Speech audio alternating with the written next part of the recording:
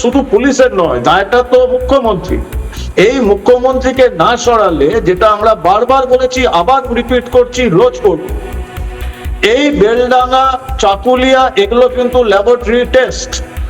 আসল সময়ের জন্য এরা অপেক্ষা করছে এবং তুমি দেখবে এসআইআর নিয়ে আরো গন্ডগোল হবে।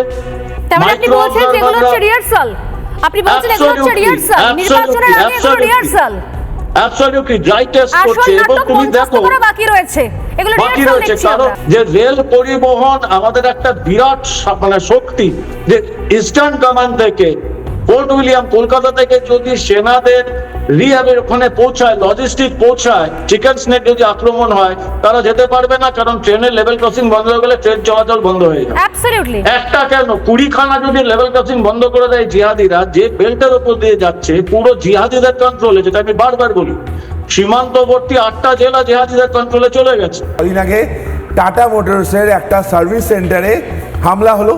সেই যেখানে হামলা হলো সেটা খুব ইম্পর্টেন্ট। ওখানে কি সার্ভিসিং হয়? ওখানে সার্ভিসিং হয় আর্মির গাড়িগুলো।